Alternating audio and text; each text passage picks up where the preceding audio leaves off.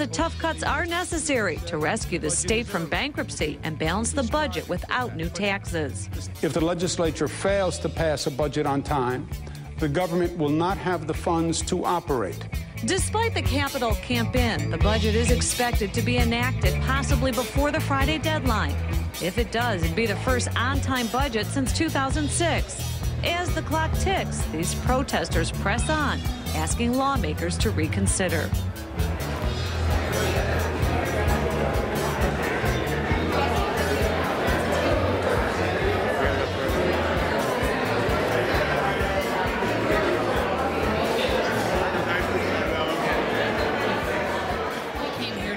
Our government work and to make our voices be heard, and it's sad. It's very sad to us that they would deny us that.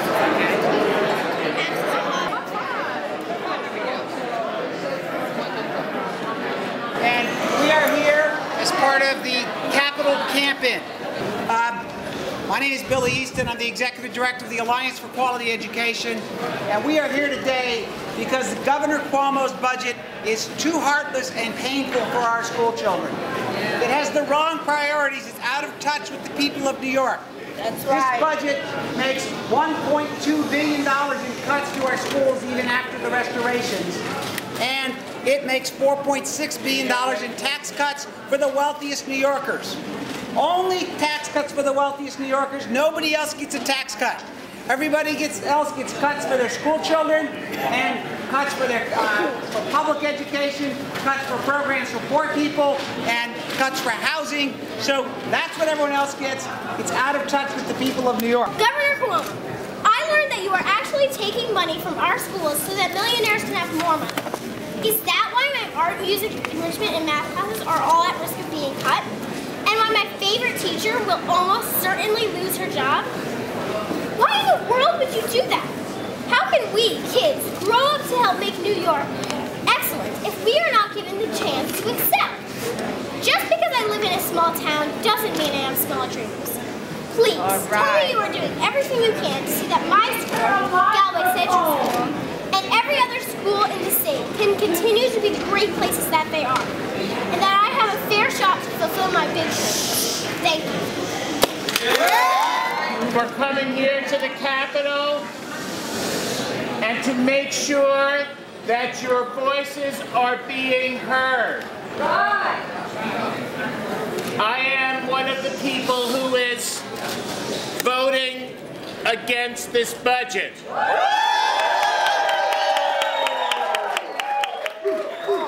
Let them know that we're no longer going to stand by silently while our communities are being killed. I stand with people like Senator Dwayne and saying that this is not going to be just the only time we're going to have to do this. The price of freedom is eternal vigilance, and that begins today. So thank you for being here, and let's continue to fight together. I grew up in Brooklyn, wonderful place. PS 215, I played the cello. Best place to live. How many people, how many children can play the cello in school today? I don't know. I don't even know if they're able to get what it means and what it looks like because the cuts have been so severe. Last year, $1.4 billion. This year, $1.5 billion. Some restorations, but not enough. And I think today and tonight and tomorrow and going on into the future, the people really need to speak up and let their voices be heard because this generation doesn't get another chance. The kids in 3rd grade, they can't do it again next year and say, oh, I'll play the trumpet next year. Or the kids in high school, they'll miss out on those AP courses. They'll never be able to take them again. All right, that's right. It is not fair. Do you hear me, Governor Cuomo? It is not fair to have this little girl go to school and not have what the hell she needs. Thank you.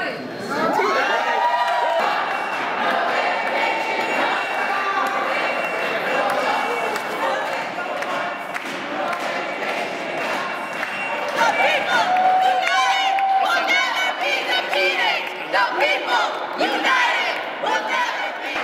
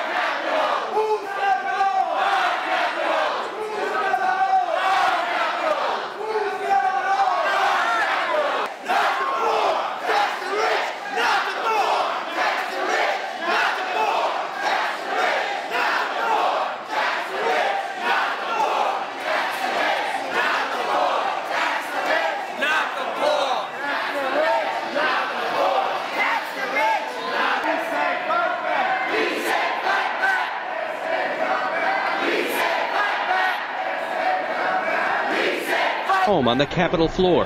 Demonstrators from all over the state, representing all sorts of groups, trying to convince legislators to restore budget cuts. It's got a Wisconsin-like feel. People are really passionate. People are willing to stand up and stay here as long as we need to make sure that we're heard. We were told before we came here that if we brought a sleeping bag, it'd be taken away, so don't bother.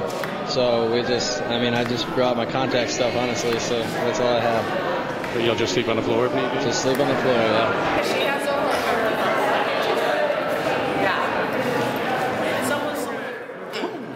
We're not leaving. We hit the stage. Oh, yes. Oh, yes. We're bringing the hood to the city. Yes, spades. It says spades. He's documenting this for a documentary about the occupation of the state capitol building. That's the first one. The first that was good money. That was good money. Went high on that. Yeah, you did. Hey, man, your partner ain't played? Long before the protesters arrived, 70 pizzas were prepared and then pulled from the ovens at nearby Paisan's restaurant. Delivery at the Capitol was initially refused, but when the protesters prevailed, the perfect metaphor was in place. It's a really irrational and immoral way to fight up the pizza. People who need the pizza are not getting it, and the people who don't need the pizza are getting it in our state budget. Not only aren't there enough slices of the pie to go around, it may be too late to place an order.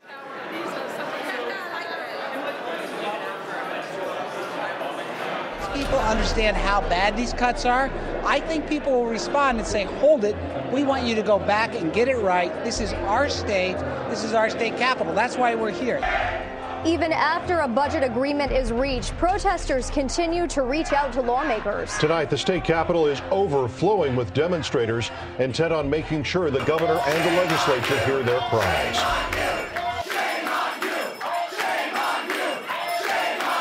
I know my little vote doesn't mean anything. I know the little votes of all the people who are making a lot of noise tonight don't mean anything to anybody. I get it. I get it. Suck it up. Go home. You don't get anything in the budget. You got nothing. I've come here because people elected me at least to speak truth to power and to say that this is not right.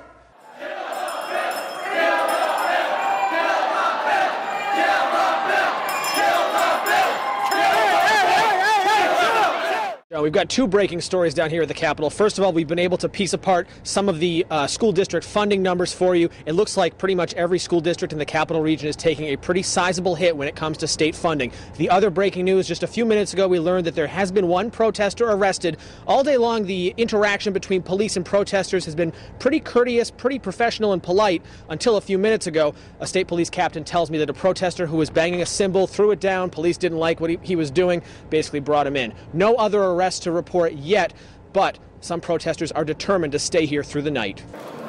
Were prepared to go to jail, and some did not want to make this the point in which we did that. And this is not the point that I would say to you that we should do that. But here's what I want to say to those who feel the desire to press on and do more. Hear the greater strategy. Hear the much more loving strategy that keeps us connected on how we maintain the level of our operations and the way we done. We're not going to leave the building. We are going to occupy this property tonight. Hello, I'm Governor Cuomo, and I wanted you to know that we passed the New York State budget, and we passed it on time. Questions have been raised as to whether the distribution of school aid cuts and restorations are fair. Republicans say they are because they're based on a formula. I think it was equitably done. The speaker says it's time now for the city to tap into its reserve funds. It's an exceptionally big deal when the state passes the budget on time under these circumstances.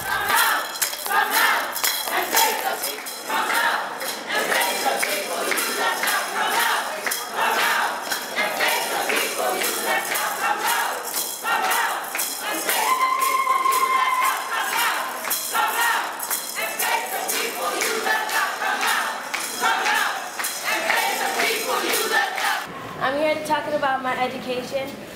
Well, my condition is I'm in a research room, and they're talking about taking all the research kids and putting them inside one big room, which is going to cause a big commotion and cause us all to lose our education. And right now, I really need a good education. Yes. T-Tech Shorts, and I'm here talking about my education and the programs at my school and the art programs especially.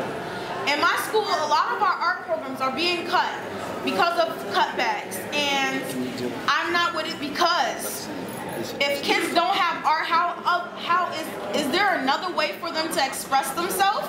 No. They're taking away from our future as future artists or actresses or whatever you want to be in life. It all starts with our little programs, something to do, keep the kids off the streets. Now, if you cut those programs, where will those kids be? In more trouble, more teen pregnancies, more anything. So, where will our future be if those cutbacks happen?